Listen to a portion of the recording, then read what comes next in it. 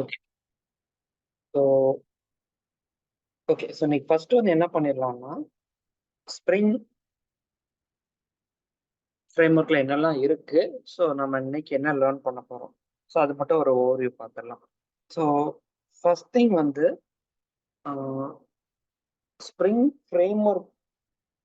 So நெறைய பேர் வந்து ஸ்ப்ரிங்னா என்ன? ஸ்ப்ரிங் பூட்னா என்னன்னு ஒரு கன்ஃப்யூஸ் பண்ணுவாங்க.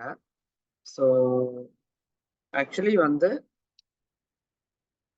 ஸ்ப்ரிங் ஃப்ரேம்வொர்க் வந்து உங்களுக்கு 2004லயோ 5லயோ அந்த டைம்லயே வந்துருச்சு. ஸோ வரும்போது என்னன்னா, உங்களுக்கு வந்து ஃபுல் அண்ட் ஃபுல் வந்து ஒரு ஜாவா அப்போ வந்து ஜாவா 1.4, 1.3 தான் அதிகமா யூசேஜ்ல இருந்துச்சு. ஸோ அப்புறம் 1.5 அப்பதான் அந்த டைம்ல யூஸ் பண்ண ஆரம்பிச்சாங்க. இப்ப எப்படி நமக்கு ஜாவா 11, 17 அந்த மாதிரி ஜாவா 1.5 அந்த டைம்.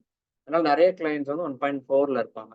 1.4ல வந்து என்னன்னா, உங்களுக்கு வந்து அனோட்டேஷன்ஸ்ங்கிற கான்செப்டே கிடையாது.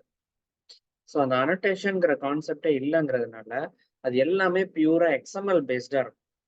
ஸோ பழைய வெர்ஷன் ஆஃப் ஸ்ப்ரிங் ஃப்ரேம் ஒர்க்ல பண்ணி இருக்கிறது எல்லாமே எக்ஸ்எம்எல் பேஸ்ட் வெர்ஷன்ஸா இருக்கும். ஸோ அப்படிங்கிறப்ப என்னன்னா, ஸ்ப்ரிங் ஃப்ரேம் ஒர்க்ல முதல்ல வெப் பேஸ்ட் அப்ளிகேஷன்ஸ் கொண்டு வரும்போது ஸ்ப்ரிங் எம்பிசின்னு கொண்டு வந்திருப்பாங்க.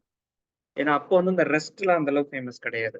So full and full model view controller இந்த ஆர்கிடெக்சர் தான் ரொம்ப ஃபேமஸ். ஸோ அதனால ஸ்ப்ரிங் எம்பிசி வந்து ஃபர்ஸ்ட் என்ன பண்ணியிருப்பாங்கன்னா, ஒரு எக்ஸ்எம்எல் பேஸ்ட்ல ஒரு ஃப்ரேம் ஒர்க் சர்வலர் ஜேஎஸ்பி தான் ஒர்க் பண்ணி கொண்டு வந்திருப்பாங்க. கொஞ்சம் அதை யூஸ் பண்ணி கொஞ்சம் உங்களுக்கு வந்து ரீயூசபிளா இருக்கிற மாதிரி. ஸோ அதே மாதிரி என்ன ஆகும்னா, ஸ்ப்ரிங் ஃப்ரேம் ஒர்க்லேயே வந்து அந்த ஸ்ப்ரிங் ஃப்ரேம் ஒர்க்கோட எல்லா லேயர்ஸையும் ஃபார்ம் பண்றதுக்கு கோர்னு ஒரு கான்செப்ட்ஸ் வச்சிருப்பாங்க. இதை வச்சு நீங்க ஸ்ப்ரிங்ல சம் எக்ஸ்டெண்டட் ஃப்ரேம் ஒர்க்ஸ் நீங்க ஓனா பில்ட் பண்ணனா கூட பண்ணலாம். ஸோ அதனால இது ஸ்ப்ரிங் கோர்னு ஒரு கான்செப்ட். இந்த கோரை பேஸ் பண்ணி தான் எம்விசியே கிரியேட் ஆயிருக்கும். ஸோ ஒரு கோர் கான்செப்ட்ஸ் வச்சிருப்பாங்க. அதுக்கப்புறம் வந்து உங்களுக்கு அந்த டைம்ல கொஞ்சம் ஒரு 2006, 7, 8 ஸோ 2010 அதெல்லாம் தாண்டும் போது என்ன ஆயிடுச்சுன்னா, ஓகே ஜாவா 1.4 வந்து இனிமேல் யூஸ்ல அவ்வளவா இருக்காது, எல்லாம் 1.5 அண்ட் அபோவ். ஸோ உங்களுக்கு வந்து என்ன பண்ணிடலாம்னா, அனோட்டேஷன்ஸை உள்ள ஸ்லோவாக கொண்டு வந்துடலாம்னு சொல்லிட்டு, ஸோ எக்ஸாம்பிள் இருக்க நிறைய ஃபங்க்ஷனாலிட்டிஸை வந்து அனோட்டேஷன் பேஸ்டாக கன்வெர்ட் பண்ணிட்டு இருந்தாங்க. ஸோ ஸ்டில் அனோட்டேஷன் பேஸ்டுங்கிறது உங்களுக்கு வந்து கம்ப்ளீட்டாக ஒரு எக்ஸாம்பிளை ரீப்ளேஸ் பண்ண முடியாது. ஏன்னா அனோட்டேஷன்ஸ் வந்து நிறைய வந்து உங்களுக்கு கான்ஸ்டன்ஸாக இருக்கும். ஸோ வேற ஏதாவது உங்களுக்கு ரன் டைம் வேல்யூஸ் இதெல்லாம் கொண்டு வரணும், ரன் டைம்ல ஏதாவது டேட்டாஸ் உள்ள கொடுக்கணும்னா எக்ஸ்எம்எல் ஃபைலா புஷ் பண்ண முடியும். ஸோ அந்த மாதிரி வந்து அனோட்டேஷன் பிளஸ் எக்ஸ்எம்எல்ங்கிற மாதிரி ஒர்க் ஆயிட்டு இருந்துச்சு எல்லாமே. ஸோ அதுக்கப்புறம் என்ன பண்றாங்கன்னா, எக்ஸ்எம்எல் வந்து ஸ்டில் வந்து உங்களுக்கு ப்ராசஸிங் டைம் எல்லாமே அதிகமாக எடுக்கிறதுனால கோயிங் ஃபார்வர்ட் என்ன பண்ணிட்டாங்கன்னா, எக்ஸ்எம்எல் அப்படியே தூக்கிட்டு அனோட்டேஷன் பேஸ்ட் பிளஸ் எல்லாமே ஜாவா பேஸ்ட் கான்ஃபிகரேஷனாகவே கொண்டு வந்த கான்ஃபிகரேஷன்லாம் ஜாவாலே எழுதலாம் டைனமிக்னு சொல்லிட்டு. ஸோ உங்களுக்கு வந்து அந்த எக்ஸாம்பிளே இல்லாமலே அப்ளிகேஷன்ஸ் பில்ட் பண்ண ஆரம்பிச்சிட்டாங்க ஒரு ஸ்டேஜ்ல, அந்த எம்விசி ப்ரோக்ராம்ஸ் எல்லாமே. ஸோ இதெல்லாம் க்ரோ ஆகி வரும்போது அப்படியே சைடில் வந்து ஸ்ப்ரிங்ல வந்து உங்களுக்கு ரெஸ்ட்ஃபுல் அப்ளிகேஷன்ஸும் கொண்டு வந்துட்டாங்க. ஸோ ரெஸ்ட்ஃபுல் அப்ளிகேஷன் ஃபுல்லாக உங்களுக்கு என்ன இருக்கும்னா, ஸோ அனோட்டேஷன் பிளஸ் எக்ஸ்எம்எல் இருக்கும், இல்லைன்னா அனோட்டேஷன் பிளஸ் ஜாவா பேஸ்ட் கான்ஃபிகரேஷனாகவே எல்லாமே கொண்டு வந்திருப்பாங்க. ஸோ அவங்க வந்து எல்லாமே உங்களுக்கு எக்ஸ்எம்எல்லே இருக்காது, ஃபுல் அண்ட் ஃபுல் கான்ஃபிகரேஷன்ஸ்லாம் நிறைய ஜாவாலே எழுதலாம், இல்லை பாதி இது நீங்கள் அனோட்டேஷன்ஸ்ல பில்ட் பண்ணிடலாம். ஸோங்கிற இந்த மாதிரி உங்களுக்கு வந்து அந்த ஸ்ப்ரிங் ஃப்ரேம் ஒர்க்ஸை ஃபுல்லாக எம்விசிலேருந்து எல்லாமே ரெஸ்ட் மூவ் ஆக ஆரம்பிச்சிட்டாங்க. பட் ஸ்டில் ஆல்மோஸ்ட் ஒரு 40-50% அப்ளிகேஷன்ஸ் வந்து எம்விசியில் இருக்கிறது இருக்க தான் செய்யுது. இப்போ லாஸ்டா ஒரு 6-7 இயர்ஸ், ஒரு 5 இயர்ஸ் 7 இயர்ஸ் பில்ட் பண்ண அப்ளிகேஷனால நிறைய ரெஸ்ட்ல இருக்கும். அதுக்கப்புறம் கோயிங் ஃபார்வர்ட் இன்னும் கொஞ்ச நாள் ஆக ஆக என்ன ஆயிடுச்சுன்னா, இவங்க வந்து இந்த மாதிரி நிறைய கான்ஃபிகரேஷன் எக்ஸ்எம்எல் இது ஸோ இது இந்த மாதிரி வந்து இப்படி பண்ணிட்டே இருக்கும்போது அப்ளிகேஷன் அப்கிரேட் பண்றது இதெல்லாம் கொஞ்சம் காம்ப்ளெக்ஸ் ஆக ஆரம்பிச்சிருச்சு. பிளஸ் புது ப்ராஜெக்ட் ஸ்டார்ட் பண்றவங்களுக்கு இது எங்க இருந்து ஆரம்பிக்கிறது? ஸோ என்ன ஸ்ப்ரிங்கோட ரெஸ்ட் இருக்கும், எம்விசி இருக்கு, கோர் இருக்கு, பேக் அண்ட் கனெக்ட் பண்றதுக்கு ஸ்ப்ரிங்கோட டிஏஓன்னு ஒரு லேயர் கொண்டு வந்தாங்க. ஸோ அப்புறம் ஸ்ப்ரிங்லேயே பேட்ச் ப்ரோக்ராமிங் உள்ள கொண்டு வந்தாங்க. ஸோ இந்த மாதிரி நிறைய லேயர்ஸ் வந்து உள்ள கொண்டு வந்தோம். ஸ்ப்ரிங்லேயே வந்து உங்களுக்கு அதாவது உங்களுக்கு எண்ட் டு எண்ட் என்டர்பிரைஸ் அப்ளிகேஷனை ஸ்ப்ரிங்கே வச்சு பண்ணிருங்கிற மாதிரி எல்லாத்தையுமே வந்து உள்ள புஷ் பண்ணிட்டே இருந்தாங்க. பட் எல்லாத்துலயும் இந்த மாதிரி மல்டிபிள் கான்ஃபிகரேஷன்ஸ் இருக்கும், எக்ஸ்எம்எல் அனோட்டேஷன்ஸ் ஜாவா பேஸ்ட் இதுன்னு சொல்லிட்டு. இது எல்லாத்தையும் ஒரு ஸ்டேஜ்ல வந்து புது அப்ளிகேஷன் ஸ்டார்ட் பண்றவங்க எங்க இருந்து ஆரம்பிக்கனே ஒரு கன்ஃபியூஷன் வர ஆரம்பிச்சிருச்சு. அதனால இவங்க என்ன பண்ணிட்டாங்கன்னா, ஸ்ப்ரிங் பூட்னு ஒரு கான்செப்டை கொண்டு வந்துட்டு நீங்க வந்து எந்த வெர்ஷன் யூஸ் பண்ணணும், எதை யூஸ் பண்ணணுங்கிறத கன்ஃபியூஷனே வேண்டாம். நாங்க எல்லாத்தையும் நாங்க ஹேண்டில் பண்ணிக்கிறோம்ன்ட்டு ஸ்ப்ரிங் பூட் வந்து ஒரு ரேப்பரா வந்துச்சு. ஒரு ரேப்பர் மாரி பிளஸ் வந்து ஒரு ப்ரொடக்ஷனுக்கு என்னென்ன வேணும், டெவலப்மென்ட்க்கு என்னென்ன வேணுங்கிறது எல்லாத்தையும் ஒரு ப்ரீ கான்ஃபிகர்ட் லேயரா வந்துருச்சு.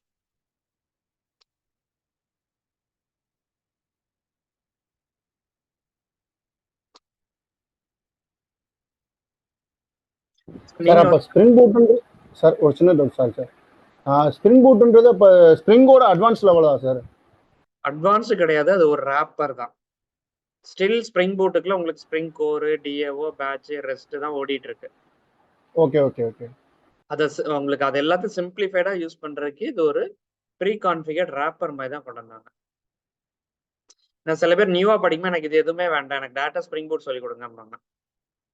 அப்படி கான்செப்டே கிடையாது. இதுக்கு மேலதான் ஸ்ப்ரிங் பூட் ஒர்க் ஆயிட்டு இருக்குது. Okay okay. சோ அதனால இப்போ புதுசா ஆரம்பிக்கிறவங்க எல்லாம் என்ன பண்ணிடுவாங்கன்னா,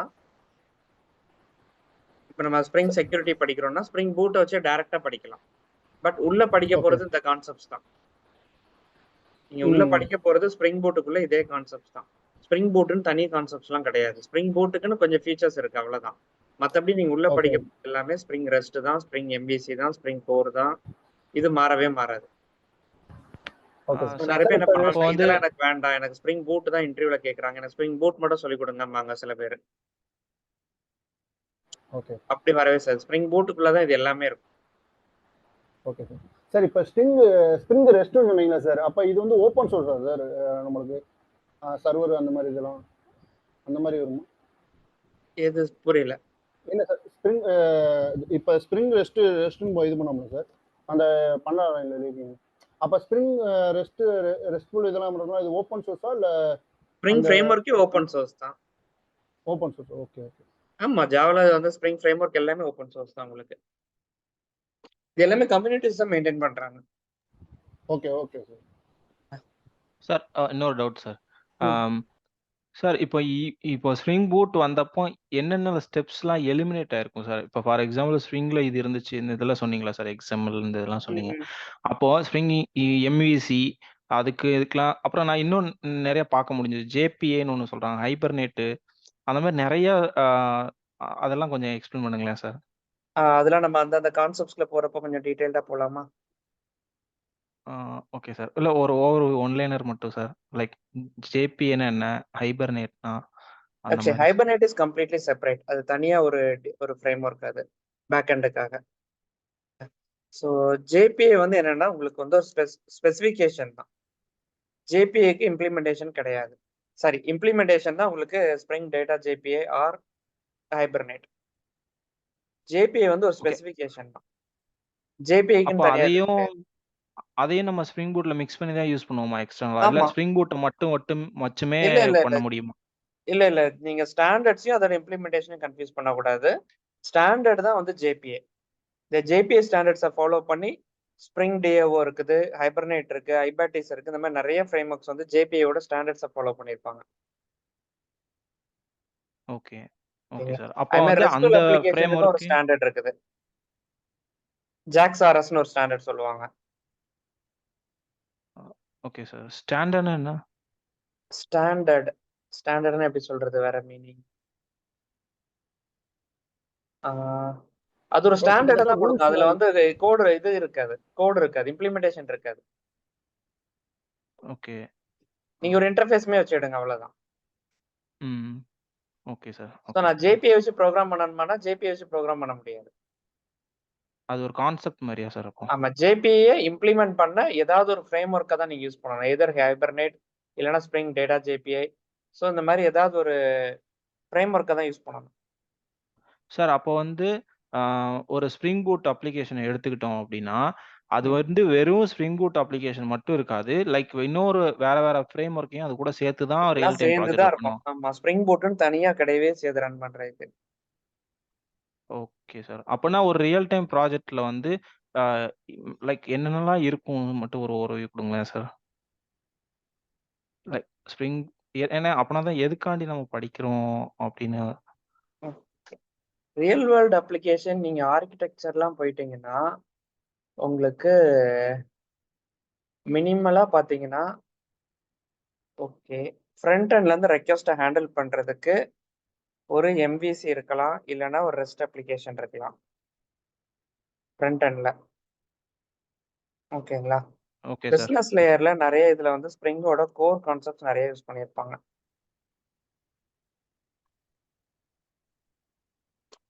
ஸோ டேட்டாபேஸ கனெக்ட் பண்றதுக்கு ஸ்ப்ரிங்கோட டேட்டா JPA யூஸ் பண்ணியிருப்பாங்க. ஸோ இதுக்கு அல்டர்னேட்டிவ் வந்து உங்களுக்கு ஹைபர்னேட் இருக்குது. ஹைபர்னேட் நீங்க யூஸ் பண்ணலாம். இல்ல ஹைபர்னேட்ட ஸ்ப்ரிங்கோட இன்டகிரேஷன் கான்செப்ட்ஸும் குடுத்திருப்பாங்க. நீங்க பழைய கோட் ஹைபர்னேட்ல இருக்குன்னா, அத அப்படியே தூக்கி ஸ்ப்ரிங்ல இன்டகிரேட் பண்ணலான்ட்டு. இல்லன்னா ஓல்டு இதுல நமக்கு லெகசி கோட் JDBC இருக்கு. ஸோ ஐபாட்டிஸ்ன்னு ஒரு ஃப்ரேம் ஒர்க் இருக்கு. ஸோ இந்த மாரி நெறைய இருக்கு. இதுல எத வேணாலும் யூஸ் பண்ணலாம். ஸ்ப்ரிங்கோட MVC ரெஸ்ட்டுக்கு அல்டர்னேட்டிவ் பார்த்தீங்கன்னா, உங்களுக்கு ஸ்ட்ரட்ஸ் இருக்குது. விக்கெட்ன்னு ஒரு ஃப்ரேம் ஒர்க் இருக்கு. JSFன்னு ஒரு ஃப்ரேம் ஒர்க் இருக்கு. இந்த மாரி நெறைய MVC ஃப்ரேம் ஒர்க்ஸ் இருக்கு. ரெஸ்ட்டுக்குலாம் ஸ்பெசிஃபிக்கா பார்த்தீங்கன்னா, ஜெர்சின்னு ஒரு ஃப்ரேம் ஒர்க் இருக்கு. ரெஸ்ட்-ஈஸின்னு ஒரு ஃப்ரேம் ஒர்க் இருக்கு. ஸோ இந்த மாரி நெறைய ஃப்ரேம் ஒர்க்ஸ் இருக்குது. ஸோ நம்ம வந்து ஃபாலோ பண்றது வந்து ஸ்ப்ரிங் ஃப்ரேம் ஒர்க் வச்சு பண்றதுனால ஸ்ப்ரிங் MVC ஆர் ஸ்ப்ரிங் ரெஸ்ட்ட ஃபாலோ பண்ணுவோம். பட் இதுக்கு அல்டர்னேட்டிவ்ஸ் ஃப்ரண்ட் எண்டுக்கு நெறைய இருக்குது ஜாவாலயே. ஸோ அது மாரி ஸ்ப்ரிங் கோர், பேக் எண்டுக்கு இது இருக்குது. அதுக்கப்புறம் ஸ்ப்ரிங் ஃப்ரண்ட் எண்ட்லேருந்து ரெக்வெஸ்ட் வர்றதெல்லாம் இது பண்றதுக்கு ஆத்தென்டிகேஷன், ஆத்தரைசேஷனுக்குலாம் வந்து ஸ்ப்ரிங்கோட செக்யூரிட்டி இருக்கு. ஸோ ஸ்ப்ரிங் செக்யூரிட்டிஸ் வரும்போது அவங்க ஆட்டோமேட்டிக்கா என்ன பண்ணியிருப்பாங்கன்னா, இதுக்கு முன்னாடிலாம் வந்து ஜாவா எக்ஸ் செக்யூரிட்டின்னு சொல்லுவாங்க. அது வந்து எல்லா கோட்ஸும் நம்மளே எழுதுற மாரி இருக்கும். என்ன செக்யூரிட்டிஸ் என்ன இதுன்னு சொல்லிட்டு. இதுல உங்களுக்கு ப்ரீ டிஃபைன்டா நெறைய வந்துரும். உங்களுக்கு பாஸ்வேர்ட் செக்யூரிட்டிலேருந்து உங்களுக்கு டோக்கன் செக்யூரிட்டிலேருந்து என்னென்ன பண்ணணுமோ எல்லாமே ப்ரீ கான்ஃபிகர்டா வந்துரும். ஸ்ப்ரிங் செக்யூரிட்டி வந்து. இத யூஸ் பண்ணலாம். ஸோ அதுமாரி டெஸ்டிங், JUnit டெஸ்டிங் இதெல்லாம் எழுதுறதுக்கு வந்து ஸ்ப்ரிங்லயே டெஸ்டிங் ஃப்ரேம் ஒர்க்கும் குடுத்துருக்காங்க. மார்க்கெட்டோ மாரி.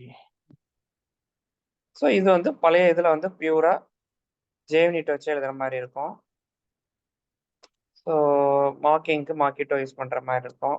ஸோ அது மாரி பவர் மார்க், ஒயர் மார்க்ன்னு சொல்லி நெறைய இருக்கு. இது எல்லாத்தையுமே இப்ப உங்களுக்கு கான்ஃபிகர்டா யூஸ் பண்றதுக்கு ஈஸியா ஸ்ப்ரிங் செக்யூரிட்டிஸ் இருக்குது. ஸ்ப்ரிங் செக்யூரிட்டி இல்லாம வெறும் JUnit வச்சு கூட நீங்க டெஸ்டிங் எழுதலாம். அது நம்மளோட ஆப்ஷன்ஸ் தான். சார் இப்ப பேக் எண்டுக்கு நீங்க சொன்னீங்களா சார் JDBC வந்து. ம்ஹ்ம். அந்த JDBC தான் அதிகமா யூஸ் பண்றாங்களா? இல்ல ஹைபர்னேட் அதிகமா யூஸ் பண்றாங்களா சார்? JDBC வந்து உங்களுக்கு legacy tech. So okay. Outdated கிடையாது. லெகசி. பிஹைண்ட் த ஸ்கிரீன் உங்களுக்கு நீங்க எத யூஸ் பண்ணாலும் JDBC தான் ஃபைனலா ரன் ஆகும். எப்படி வந்து உங்களுக்கு ஓகே. சர்வ்லெட் JSP வந்து அதுக்கு உங்களுக்கு பிஹைண்ட் த ஸ்கிரீன் இருக்கோ, MVC ரெஸ்ட்டுக்கு எல்லாத்துக்கும். அதுமாரி JDBC தான் உங்களுக்கு ஹைபர்னேட்டுக்கு பின்னாடியும் ஓடுது, ஐபாட்டிஸ்க்கு பின்னாடியும் ஓடுது. ஸ்ப்ரிங் டேட்டா JPAக்கு பின்னாடியும் JDBC தான் ரன் ஆகும். சார் அது மாரி செக்யூரிட்டிக்கு வந்து நீங்க ஃப்ரண்ட் எண்டுக்கு தான் செக்யூரிட்டி இருக்குமா? இல்ல பேக் எண்ட்ல கனெக்ட் பண்றதுக்கும் செக்யூரிட்டி இருக்குமா பேக் சார்? எண்ட்ல கனெக்ட் பண்றதுக்கு செக்யூரிட்டி கிடையாது. பேக் எண்ட யாருமே நமக்கு அங்கருந்து ஹிட் பண்ண மாட்டோம்ல. ஆ ஓகே. அது எனிதிங் நீங்க நம்மளோட வெப் பேஸ்ட் அப்ளிகேஷன் வரைக்கும் தான் வரும். டேட்டாபேஸ நீங்க ஆ வெளியவே எக்ஸ்போஸ் பண்ண மாட்டீங்க. கரெக்ட். அப்ப JWT டோக்கன் மாரிலாம் நம்ம ஆ இங்க அது தான் யூஸ் எல்லாமே பண்ணுவோம். செக்யூரிட்டியோட கான்செப்ட்ஸ். உள்ள உங்களுக்கு செக்யூரிட்டி. ஆத்தென்டிகேஷன், ஆத்தரைசேஷன்ஸ் அது எல்லாமே அதோடது. Okay sir. ஓகே. சரிங்களா? அதுக்கப்புறம் உங்களுக்கு பேக்ரவுண்ட் ஜாப்ஸ் எல்லாம் நெறைய பண்றதுக்கு ஒரு ஷெட்யூலர் வச்சிருப்பாங்க அப்ளிகேஷன்ல. இதுலயே ஸ்ப்ரிங் ஷெட்யூலரும் இருக்கு. வெளிய நெறைய பேர் யூஸ் பண்றது குவாட் ஷெட்யூலர் யூஸ் பண்ணுவாங்க. அதே மாரி இது இது என்ன லாங்குவேஜ்ல இருக்கும் சார்? இந்த ஜாவா தான். ஷெட்யூலர்லாம்? எல்லாமே ஜாவா தான். ஓகே. இத நம்ம ஜாவால தான் எழுதுவோம் எல்லாமே. இது ஓகே பண்றது சார். எல்லாமே ஜாவா லாங்குவேஜ் தான். ஆ ஓகே சார். இல்ல இந்த கிரான் ஜாப்லாம் சொல்றாங்க. இல்ல அதெல்லாம் அது என்னன்னு தெரியல. அந்த பேட்டர்ன் தான். ரெகுலர் எக்ஸ்பிரஷன் மாரி பேட்டர்ன் அது. ஓகே. அந்த பேட்டர்ன யூஸ் பண்ணுவமே தவிர புரோகிராமிங் ஜாவால தான் எழுத போறீங்க. Okay sir. ஓகே. அந்த டைமோட பேட்டர்ன் தான் கிரான் ஜாப்ல எழுதுவீங்க. ஓகே. ரிஜெக்ட்ஸ் மாரி, ரெகுலர் எக்ஸ்பிரஷன் மாரி. ஸ்டார் அந்த இது ம். சிம்பிள்லாம் யூஸ் பண்றது. ஓகே. அவ்வளோதான். ஸோ அதே மாரி ஓகே. மெசேஜ் கியூ தனியா இருக்குது. ஸோ MQ வந்து நம்ம யூஸ் பண்றது, நாங்க சொல்லிக் குடுக்குறது வந்து RabbitMQ சொல்லிக் குடுப்பேன். ஆனா இது போக நெறைய இருக்குது. ஸோ கொஞ்சம் கஃப்கா இருக்குது, ActiveMQ இருக்கு. இந்த மாரி நெறைய இருக்கு. ஒண்ணு படிச்சா மத்ததெல்லாம் நீங்களே அடாப்ட் பண்ணிக்கலாங்கிற மாரி தான் இருக்கும். வேற ஃப்ரண்ட் எண்ட் போனா ஃப்ரேம் ஒர்க் வந்து Angular இருக்கும், React இருக்கும், இல்ல Vue.js இருக்கும். இதுல ஏதாவது ஒண்ணு மேண்டேட்டரியா படிச்சு வச்சுக்கிடணும். ஸோ ஃப்ரண்ட் அண்ட் ஏதாவது ஒன்று படித்தாலே மற்றது எல்லாமே புரியுற மாதிரி தான் இருக்கும். ஸோ இதுதான் ஃபேமஸாக இருக்கிற ஃப்ரேம் ஒர்க்ஸு. டிசைனிங்க்கு பூட்ஸ்ட்ராப் சிஎஸ்எஸ் யூஸ் பண்ணுவாங்க. அப்படி இல்லைன்னா இன்னொன்று வந்து மெட்டீரியல் டிசைன் ஒன்று இருக்கு. சார் அப்போ அது இது பூட்ஸ்ட்ராப்ன்றதும் சிஎஸ்எஸ்ன்றதும் ஒன்று தானா? நான் இவ்வளோ நாள் வேற வேற நினச்சிட்டு இருந்தேன். சிஎஸ்எஸோட one of the framework வந்து Bootstrap. Oh okay sir. Okay. So ஃப்ரேம் ஒர்க்கையும் டெக்னாலஜியும் கன்ஃபியூஸே பண்ணாதுங்க. வேர்ட்ஸ் தெரியா ஞாபகம் வச்சுடுங்க. ஃப்ரேம் ஒர்க்குங்கிறது ஒரு டெக்னாலஜிக்கு மேலே சிம்பிளிஃபைடாக இருக்கிறதுக்காக ரீயூசபிள் காம்பனன்ட்ஸு ரீயூசபிள் ஒரு ஸ்ட்ரக்சரை கொண்டு வர்றது தான் ஃப்ரேம் ஒர்க். Okay sir. ஓகேங்களா? சிஎஸ்எஸ்ங்கிறது உங்களுக்கு அந்த pure technology. CSS design theme ready பண்ணுறது. உங்களுக்கு ஃப்ரீக்வெண்ட்டாக யூஸ் பண்ணுற பட்டன்ஸு, லேஅவுட்ஸு, பாப்அப் விண்டோ, இதை மாடல் விண்டோ, இது எல்லாத்தையும் வந்து உங்களுக்கு ப்ரீ டிஃபைன்டாக அவங்க ரெடி பண்ணி வச்சிருக்கிறது ஒரு frame work, bootstrap frame work. Okay. நம்ம டிசைன் ஆட்டோமேட்டிக்காக வந்து மொபைலுக்கு இதுக்கெல்லாம் ரெஸ்பான்சிவாக ஒர்க் ஆகுறதுக்கு இது எல்லாத்தையுமே ப்ரீ டிஃபைன்டாக அவங்க எழுதி வச்சிருக்காங்க பூட்ஸ்ட்ராப்ல. இல்லை மெட்டீரியல் டிசைன். Okay sir. அதுமாதிரி ஆங்குலர், ரியாக்ட், வியூ, ஜேஎஸ்லாம் பார்த்தீங்கன்னா behind the screen JavaScript தான் ஒர்க் ஆகிட்டு இருக்கும். ஸோ ஜாவா ஸ்கிரிப்டையும் ஆங்குலரையும் கம்பேர் பண்ண முடியாது. ஜாவா ஸ்கிரிப்ட் வந்து it's a technology to run some client side application, அவ்வளோதான். உங்களுக்கு ப்ரௌசர்லேயே ரன் ஆகிற சில அப்ளிகேஷன்ஸ் எழுதுறதுக்கு ஜாவா ஸ்கிரிப்ட். அந்த ஜாவா ஸ்கிரிப்டில் கொஞ்சம் சிம்பிளிஃபைடாக நம்ம ஒர்க் பண்ணுறதுக்கு தான் ஆங்குலர், ரியாக்ட், வியூ, ஜேஎஸ் இருக்கு. ஸோ ஜாவா ஸ்கிரிப்ட் இல்லாமல் ஆங்குலர் இருக்காது, ரன் பண்ண முடியாது. ஜாவா ஸ்கிரிப்ட் இல்லாமல் ரியாக்ட் ஓடாது, ஜாவா ஸ்கிரிப்ட் இல்லாமல் வியூ, ஜேஎஸ் ஓடாது. அதுமாதிரி ஜேடிபிசிங்கிறது பின்னாடி இருக்க டெக்னாலஜி. அதுக்கு மேலே இருக்க ஃப்ரேம் ஒர்க்ஸ் தான் உங்களுக்கு ஐபாட்டிஸ், ஸ்ப்ரிங் டேட்டா, ஜேபிஎஸ் எல்லாமே. எம்விசி, ரெஸ்ட், இது எல்லாத்துக்கும் உங்களுக்கு பிஹைண்ட் தி ஸ்க்ரீன் இருக்கிற ஒரு டெக்னாலஜி வந்து சர்வ்லெட் அண்ட் ஜேஎஸ்பி தான். ஸோ அந்த டெக்னாலஜி மாறவே மாறாது உங்களுக்கு அவ்வளோ லேஸில். அது மேலே உள்ள அந்த ஃப்ரேம் ஒர்க்ஸ் தான் மாறிக்கிட்டே இருக்கும். உங்களுக்கு ட்ரெண்ட் மாற மாற புது புது ஃப்ரேம் ஒர்க்ஸ் வந்துகிட்டே இருக்கும். ஓகே. Okay sir. அந்த கியூ எதுக்கு சார் யூஸ் பண்ணுறேன்? RabbitMQ கியூ வந்து இப்போ நிறைய அந்த பேக்ரவுண்டில் உங்களுக்கு இப்போ நீங்கள் பேங்கிங்லாம் ஏதாவது பிடிஎஃப் ஸ்டேட்மெண்ட்லாம் ஜென்ரேட் பண்ணீங்கன்னா உங்களுக்கு வந்து பின்ன பேக்ரவுண்டில் ஜென்ரேட் பண்ணி மெயில் அனுப்பணும். அந்த ஒர்க்லாம் பிஹைண்ட் த ஸ்க்ரீன் பண்ணிட்டு இருக்கிறதுக்காக. Okay. Okay sir. Thank you sir. So இந்த மாதிரி போயிட்டே தான் இருக்கும். அது நிறைய இருக்கும் உள்ள. ஸோ நம்ம அது இன்னும் கூட போக போக பார்க்கலாம். ஓகே. பட் இப்போதைக்கு மினிமலாக நம்ம ஒன்று ஸ்டார்ட் பண்ணிடுவோம். ஸோ ஸ்ப்ரிங்கோட எம்விசி பார்ட் இன்னைக்கு நான் ஃபர்ஸ்ட் அன்னைக்கு அதில் ஒரு கான்செப்ட் மட்டுமாதிரி எனக்கு முடிச்சிடுறேன் நான். ஓகேங்களா? XML பேஸ் பழசு. பட் இதெல்லாம் நீங்கள் வந்து தெரிஞ்சு வச்சுக்கிடுங்க. ஏன்னா ஸ்டில் 40 to 50% ஸ்ப்ரிங் அப்ளிகேஷன் இதில் ஓடிட்டு தான் இருக்கு. ஸோ அதனால நீங்கள் எங்கே ப்ராஜெக்ட்டுக்கு போனாலும் இது தேவைப்படும். நீங்கள் எங்கே போனாலும் வந்து உடனே உங்களை ஸ்க்ராட்ச்லேருந்து புது ப்ராஜெக்ட் கிரியேட் பண்ண சொல்ல மாட்டாங்க. அதில் பழைய கோட்ஸ் இருக்கும், புது கோட்ஸ் இருக்கும், எல்லாம் இருக்கும். அதுக்காக இது என்னன்னே தெரியாமல் போய் உட்காந்துருக்கக்கூடாது. ஸோ நீங்கள் ப்ராக்டிஸ் பெருசாக பண்ணலைன்னா கூட அட்லீஸ்ட் ஒன் டைம் நீங்கள் ரன் பண்ணி பார்த்துடுங்க.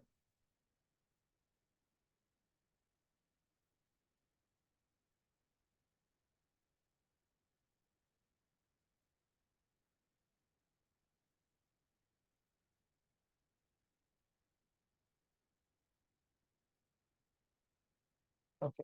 ஸோ இது ஸ்ப்ரிங்கோட பழைய அப்ளிகேஷன். நான் ஜாவா 1.8 யூஸ் பண்ணிக்கிறேன் இப்போதைக்கு.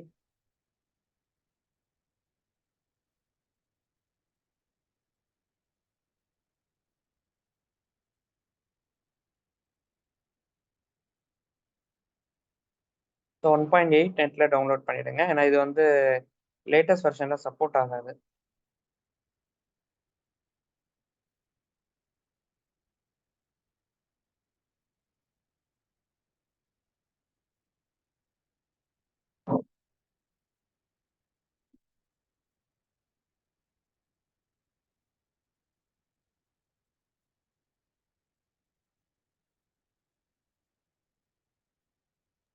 சார் அப்போ இதெல்லாம் இன்னும் ரியல் டைமில் யூஸ் பண்ணாங்கன்னா வல்னரபிலிட்டிலாம் வந்துச்சுன்னா எப்படி அவங்களுக்கு லைக் ரீசெண்டான அப்டேட்லாம் இல்லை? அது லைப்ரரி அப்டேட் பண்ணணும். பட் நான் லைப்ரரி வந்து ஸ்டில் பழசு வச்சிருக்கேன்.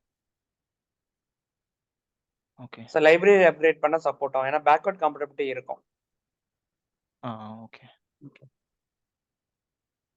எனக்கு ஜேடிகே மாற்றும் போது இருந்த எல்லா அப்ளிகேஷனோட லைப்ரரிஸும் எல்லா சாம்பிள் ப்ரோவும் மாற்றுறது கஷ்டமாக இருக்கும். அதனால ஜேடிகே வெர்ஷன் பழசு வச்சே ரன் பண்ணிடுவேன். ஏன்னா லேட்டஸ்ட் ஓகே ஜேடிக்கே சார். பழைய காம்படபிலிட்டியும் ஓரளவுக்கு எல்லாமே இருக்க தான் செய்யும். ரொம்ப கிரிட்டிக்கல் இது மட்டும் தான் வந்து மாற்ற சொல்லியிருப்பாங்க. Okay sir. இந்த ஃப்ரேம் ஒர்க் ஃபர்ஸ்ட் எப்படி ஒர்க் ஆகுதுன்னு சொல்கிறேன். ஃபர்ஸ்ட் திங், நீங்கள் இது வர்றதுக்கு முன்னாடி சர்வ்லெட் ஜேஎஸ்பியில் வந்து எக்ஸ்எம்எல் நம்ம வந்து பார்க்கும்போது எல்லாமே அனோட்டேஷன் வச்சு பண்ணிட்டு இருந்தோம். பழைய எக்ஸ்எம்எல் பேஸ்ட் கான்செப்ட்ஸே ஒன்று இருக்குது. அந்த எக்ஸ்எம்எல் பேஸ்ட் எப்படி இருக்கும்னா, நீங்கள் ப்ராஜெக்ட் கிரியேட் பண்ணும்போது, ஓகே நான் ஒரு டைனமிக் வெப் ப்ராஜெக்ட் கிரியேட் பண்ணுறேன். ப்ராஜெக்ட் நேம் வந்து சும்மா டெஸ்ட்னு கொடுத்துக்கிறேன். வெப் மாடியூல் வெர்ஷன் வந்து 2.5 யூஸ் பண்ணுறேன். ஏன்னா 2.5 வரைக்கும் எல்லாமே எக்ஸ்எம்எல்லோட இருந்துச்சு. அதுக்கு மேலே இருக்கிறதெல்லாம் அனோட்டேஷன்ஸ் மாறி இருக்கும். ஸோ வெப் மாடியூல் வெர்ஷன் நான் 2.5 யூஸ் பண்ணிட்டு அந்த ப்ராஜெக்டை கிரியேட் பண்ணுறேன். இது பியூர் சர்வ்லெட் ப்ராஜெக்ட் இப்போ நான் கிரியேட் பண்ணுறது. இதில் அந்த எக்ஸ்எம்எல் ஃபைலில் போய் எடுத்து பார்த்தீங்கன்னா, இது நீங்கள் வெப் போனீங்கன்னா ஒரு web.xmlனு ஒரு ஃபைல் இருக்கும். இது முன்னாடி நம்ம பார்த்துருக்கவே மாட்டோம். அந்த மாதிரி ஒரு எக்ஸ்எம்எல் ஃபைல் கொடுத்துருப்பாங்க. ஸோ அகெயின் இந்த இதோட ஜேடிகே மாற்றிடுறேன்.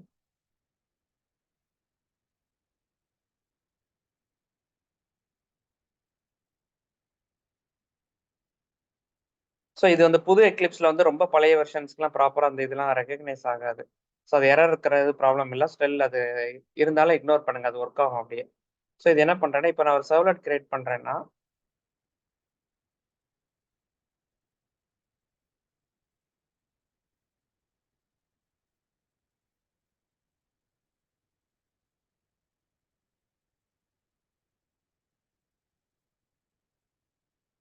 ஸோ நம்ம முன்னாடி என்ன பண்ணுவோம்னா, இங்கே வந்து ஒரு வெப் சர்வ்லெட்னு ஒரு அனோட்டேஷன் போடுவோம்.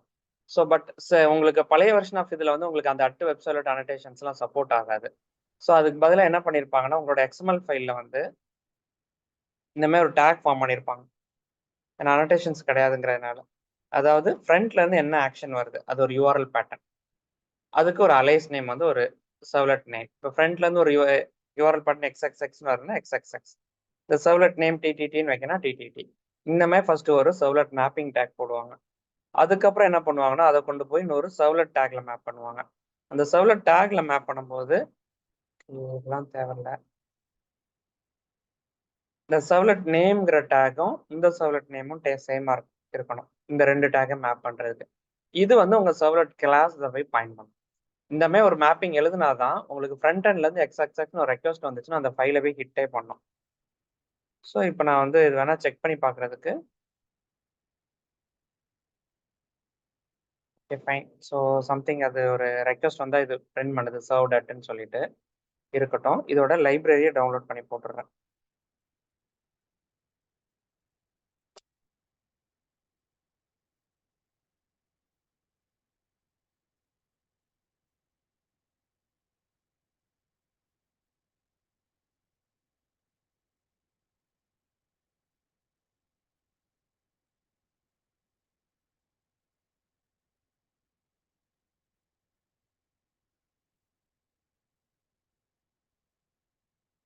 Okay fine. ஸோ இதில் எதுவும் எரர்ஸ் இல்லை. இப்போ நான் அந்த அப்ளிகேஷனை ரன் பண்ணுறேன்னா நான் சர்வர். ஸோ இந்த டாம்கட் 9 சூஸ் பண்ணிக்கிறேன். சாரி, இந்த டாம்கட் 9 ஒர்க் ஆகல. பழைய ஒர்க் ஸ்பேஸில் விட்றது டெலிட் பண்ணிவிட்டு இப்போ இருக்கிற டாம்கட் 9 ஆட் பண்ணிக்கிறேன்.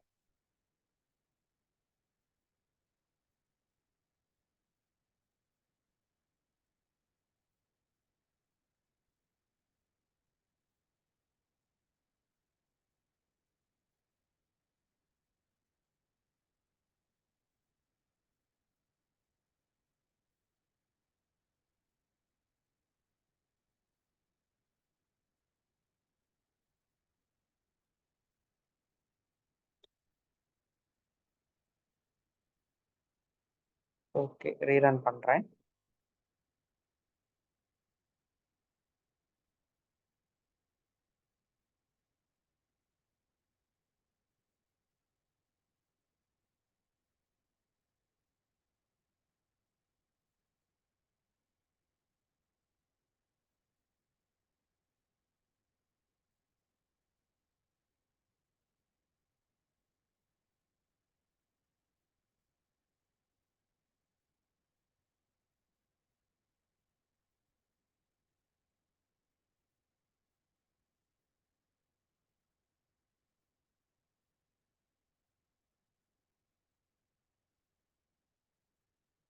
அது எப்பவுமே புதுசா சர்வர்ஸ் ஏதாவது ஆட் பண்ணா அந்த மாதிரி கொஞ்ச நேரம் ஆகும்.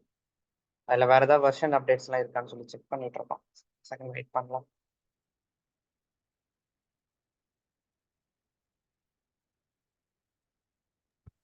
சார் இது ம். வந்து இந்த இந்த மேப்பிங் நம்ம பண்றோம்ல சார், இந்த ஆமா. மேப்பிங் பண்ணதுக்கு அப்புறமா நம்ம ரிட்டர்ன் பண்றது என்னவா இருக்கும்? ஒரு ஃபார் எக்ஸாம்பிள் ஒரு வெப் பேஜ ரிட்டர்ன் பண்ணுவோமா? இல்லன்னா வந்துட்டு டேட்டாவ மட்டும் ரிட்டர்ன் பண்ணுவோமா? எத வந்து ரிட்டர்ன் குடுப்போம் நம்ம வந்து? டேட்டா தான். அதாவது HTTP புரோட்டோகால்ல ஒரு செர்டைன் HTML டேட்டாவை கொடுப்போம்.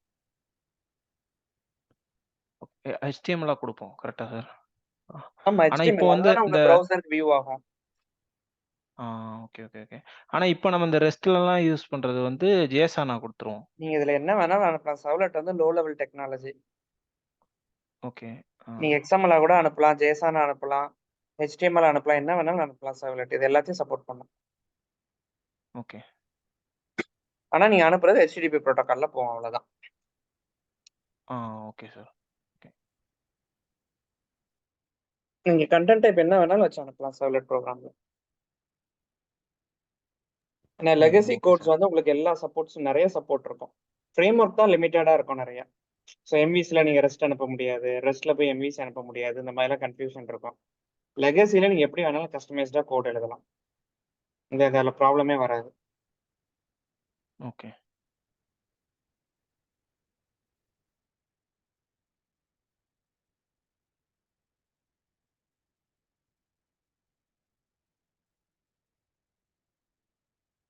ஸோ இதுக்கு இப்போ நான் ஆக்ஷன் நேம் URL பேட்டர்ன் வந்து XXXன்னு வச்சிருந்தோம். கொடுத்தா கனெக்ட் ஆயிடுது, அவ்வளோதான். ஸோ இப்போ நம்ம வந்து என்ன பண்ணியிருக்கோம்னா, இங்கே வந்து அந்த அட்டு வெப் சர்வ்லெட்லாம் அந்த அனோட்டேஷன்ஸ்லாம் சர்வ்லெட்ல யூஸ் பண்ணது எதுவுமே இங்கே யூஸ் பண்ணல. இது டைரக்டா என்ன பண்ணிடுது, உங்களுக்கு பழைய XML பேஸ்ட் கான்செப்ட் வச்சு இது ஆட்டோமேட்டிக்காக கனெக்ட் ஆகி எடுத்துருது. ஸோ இவங்களோட பழைய வெர்ஷன்ஸ் என்ன பண்ணியிருப்பாங்கன்னா, ஃபுல் அண்ட் ஃபுல் இந்த XML பேஸ்ட் கான்செப்ட்ஸ் தான் யூஸ் பண்ணியிருப்பாங்க ஸ்ப்ரிங் ஃப்ரேம் ஒர்க்லேயும் வந்து. இப்போ இதே இது நான் ஸ்ப்ரிங் ஃப்ரேம் ஒர்க்கை எடுத்தேன்னா, ஸோ ஸ்ப்ரிங்கோட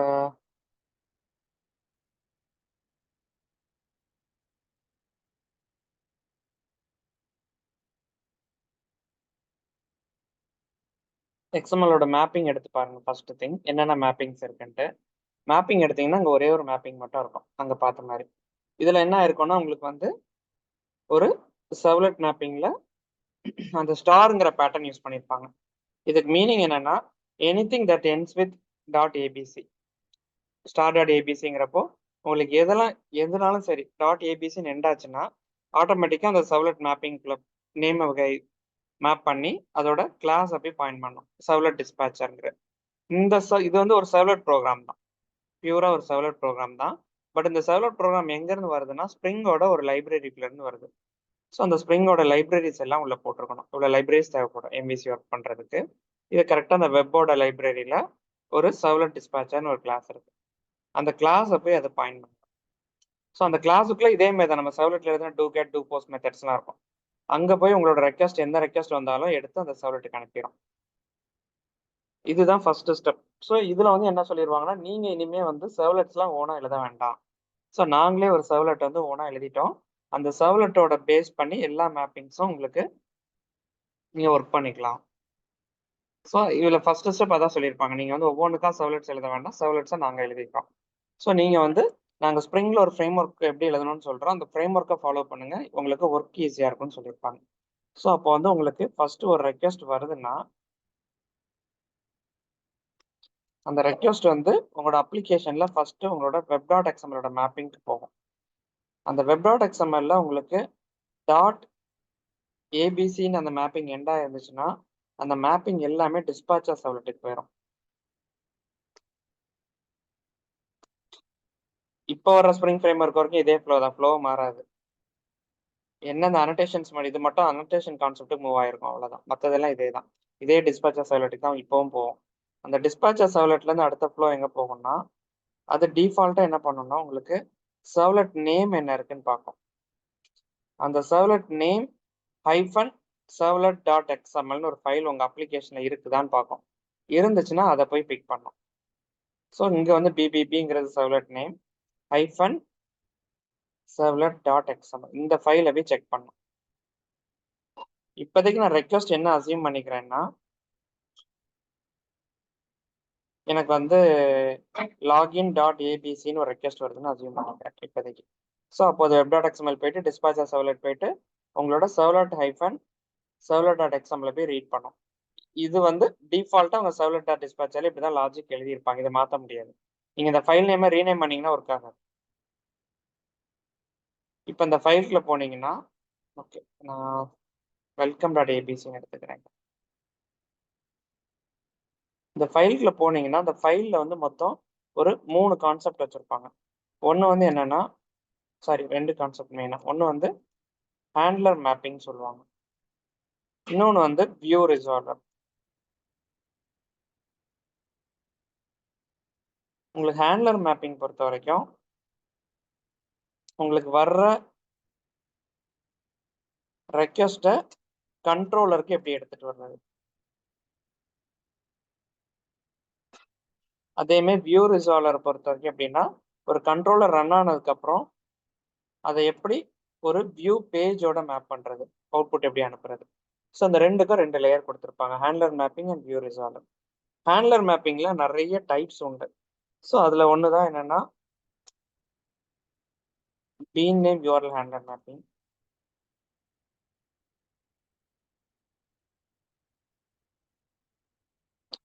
இன்னொன்று வந்து உங்களுக்கு சிம்பிள் யூஆர்எல் ஹேண்ட்லர் மேப்பிங்னு ஒன்று இருந்துச்சு.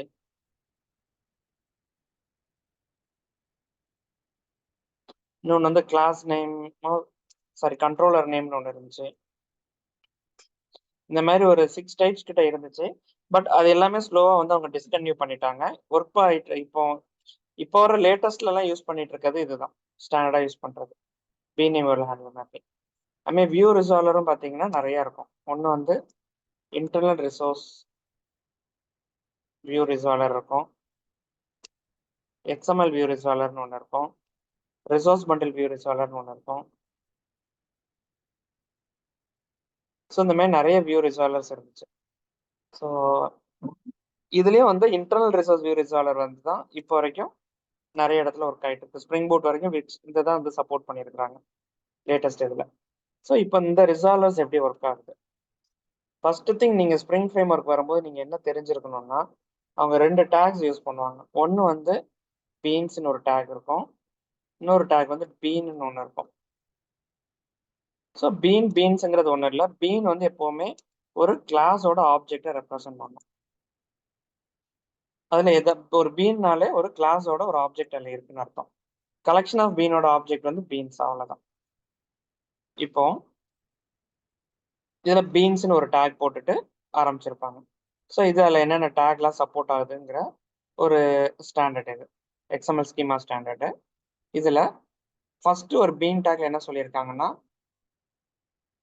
Been name URL handler mapping ஒரு கிளாஸை ரிஜிஸ்டர் பண்ணுறாங்க, ஒரு கிளாஸை ரெஃபர் பண்ணுது.